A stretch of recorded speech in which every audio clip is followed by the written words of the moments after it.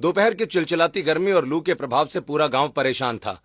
गांव के छोटे बड़े सभी लोग अपने अपने घरों में गर्मी की वजह से छिपे हुए थे और पूरे गांव में सन्नाटा पसरा था। पुराने से घर के एक कमरे में सरला देवी अपनी दोनों बहुओं और पोते के साथ चटाई पर लेटी हाथ से पंखे की हवा कर रही थीं। अरे गर्मी है या महंगाई, दिन दुगनी रात चौगनी बढ़ती ही जा रही है। सच में गर्मी ने तो इस साल हद पार कर दी है। अभी तो गर्मी का आधा मौसम भी नहीं बीता और हमारी ये हाल हो गई है, मानो जैसे हमारी जान पर बनाई हो। भगवान करे जल्दी जल्दी दिन बीते और बारिश का मौसम आए, थोड़ी तो राहत मिलेगी। माँ जी, भाभी, हमने जो सोचा है हम करेंगे ना, आप लोग पीछे तो नहीं हटेंगी? हाँ मेरी माँ, अब तो तू हमसे कागज पर लिखवा कर साइन ले ले। सब तय हो गया है तो कितनी बार पूछेगी।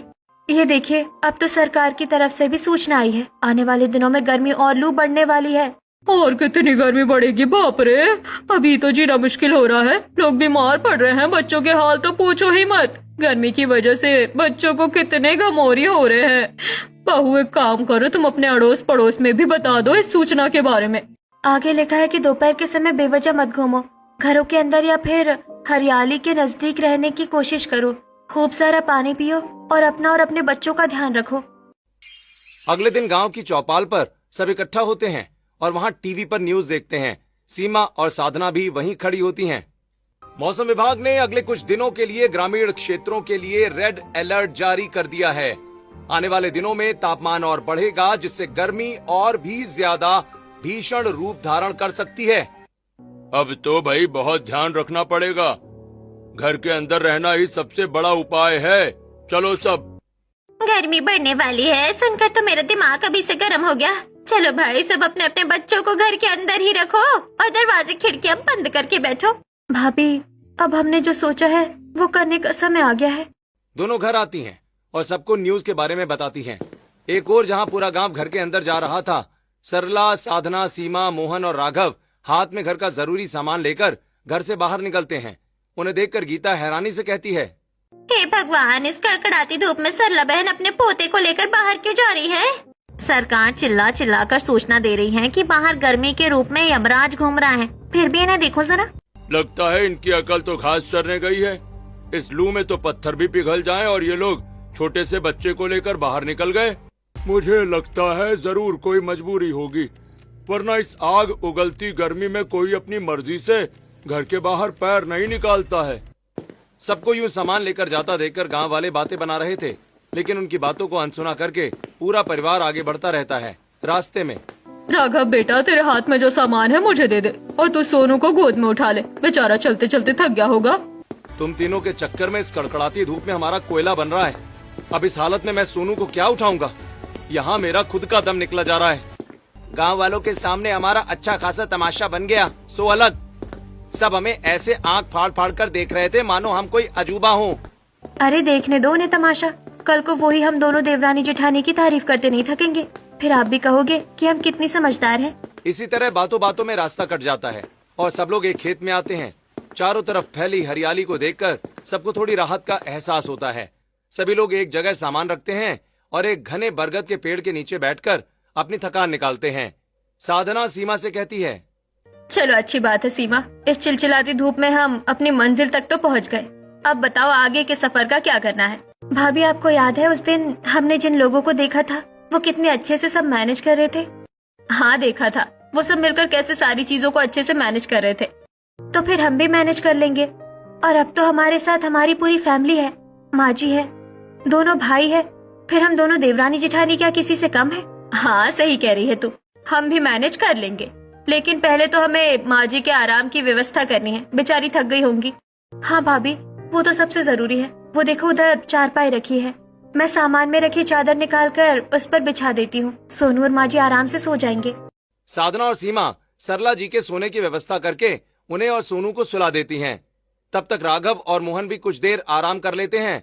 थोड़ी देर के बाद, अब हमें खाने का सोचना होगा भाभी, अभी कुछ देर में ही सबके पेट में चूहे कूदने लगेंगे। पहले हमें रसोई तैयार करनी होगी, बाकी हम बाद में देखेंगे। यहाँ ना तो चूल्हा है और ना ही चौका, वैसे भी पता नहीं इस खुले खेत में हमारी रसोई कैसे बनेगी। सब हो जाएगा भाभी, आपने सुना नहीं, भूख इंसान से सब करवा लेती है, हम भी कोई ना कोई जुगाड़ लगा ही लेंगे। वैसे अब इन दोनों भाइयों को काम पर लगाने की बारी है। हाँ सही कह रही है। देख वहाँ जो इतने सारे बांस पड़े हैं, मुझे लगता है हम उनसे अपनी रसोई बना लेंगे। बांस से रसोई? वो कैसे भाभी? एक बार सोनू के स्कूल में उसके स्कूल वालों ने उसे एक प्रोजेक्ट दिया था माचिस की तीली से घर बनाने का। फिर मैंने छोटी छोटी तीलियों को आपस में जोड़कर घर जैसा बनाया था। तो फिर हम भी वैसा ही करेंगे भाभी। हमारे पास तो बांस भी है। मैं अभी भाई साहब और मोहन जी को बुला कर लाती हूँ। दोनों भाइयों का आराम हो जाता है और सीमा के बुलाते ही वो दोनों वहाँ आ जाते हैं। अरे कहिए, हमारे लिए क्या हुक्म है? आराम करके अब काफी तरोताजा महसूस हो रहा है। वैसे अगर आप दोनों को शाम की चाय और रात का खाना चाहिए तो हमारे साथ रसोई तैयार करनी होगी। भाई भूख लगना तो अभी से शुरू हो गई है। बताइए क्या करना है हमें? देखिए, हमें इन बांसों को जोड़ जोड़ कर पहले रसोई का ढांचा तैयार करना है। सबसे पहले हमें 4 बांस जमीन पर मजबूती से गाड़ कर ढांचा तैयार करना है।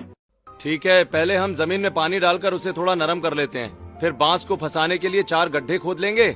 चलो भाई मोहन, वो वहाँ पड़ी खुरपियाँ लेकर आओ और लग जाओ काम पर सब लोग। दोनों भाई अच्छे से नापकर जमीन में 4 छोटे गड्ढे खोद लेते हैं और उनमें 4 बांस फंसाकर एक चौकोर ढांचा तैयार करते हैं। मैं अपने साथ जूट के कपड़े लेकर आई हूँ, जो कल मुझे मीना भाभी ने दिए थे।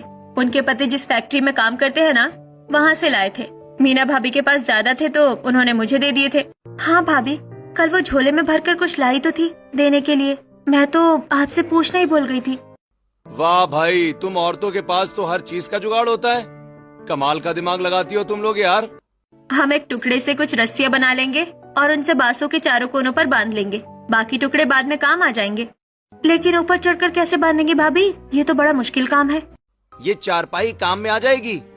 मैं इसे खड़ा करके सीढ़ी बना लेता हूँ। भैया आप चारपाई को नीचे से पकड़ कर रखिएगा। साधना और सीमा जूट के कपड़े को लंबा लंबा काटकर आपस में जोड़कर रस्सियां तैयार करती हैं। राघव चारपाई को मजबूती से पकड़कर खड़ा रहता है और मोहन चारपाई के सहारे चढ़कर चारों कोनों में रस्सियां बांधता है। लो भाई, ये काम भी हो गया। अब क्या करना है? अब एक और काम है। हम लोग आते समय कुछ पुरानी साड़ियाँ लेकर आए थे। उन साड़ियों को इन रस्सियों पर टांग देते हैं। ऊपर की तरफ तो हम जूट के बोरे को आपस में जोड़ जोड़ कर लगा देंगे। ऊपर से आती कड़ी धूप से हम बच जाएंगे। हाँ, और उस पर केले के बड़े बड़े पत्तों को भी बिछा देंगे। ठंडक भी मिल जाएगी। सच में तुम औरतों के जुगाड़ के तो क्या ही कहने। हर मुसीबत का हल और हर मुश्किल का तोड़ निकाल लेती हो आप। कुछ देर में नीचे तीनों तरफ से साड़ियों से और ऊपर की तरफ से जूट के बोरों और केले के पत्तों से ढकी एक अच्छी सी छायादार और ठंडी रसोई तैयार हो जाती है। अरे वाह, तुम लोगों ने तो इतनी अच्छी रसोई का इंतजाम भी कर लिया। बड़ी होनहार बहू है मेरी। अब तक इन दोनों ने बस दिमाग ही लगाया है माँ। सारी मेहनत तो हम दोनों भाइयों ने की है। सही बात है, मेहनत का काम तो किया है आप लोगों ने। अब बाकी का काम हम दोनों देवरानी जेठानी कर लेंगी। अब हमें चूल्हा बनाना है सीमा। हमें कुछ ईंट, मिट्टी, घास फूस और सूखी लकड़ियों की जरूरत है। बेटा, मैं और सोनू आसपास से सूखी पत्तियां, घास फूस और छोटी छोटी टहनियाँ इकट्ठा करके लाते हैं। तब तक तुम ईंट को मिट्टी में लीप कर रख लो। ठीक है माँ जी, लेकिन आप ज्यादा दूर मत जाइएगा और ज्यादा वजन भी मत उठाइएगा। हाँ माँ, तब तक हम दोनों भाई कुएं से पानी लेकर आते हैं और ये खेतों में बनी ठंडी रसोई साफ कर देते हैं।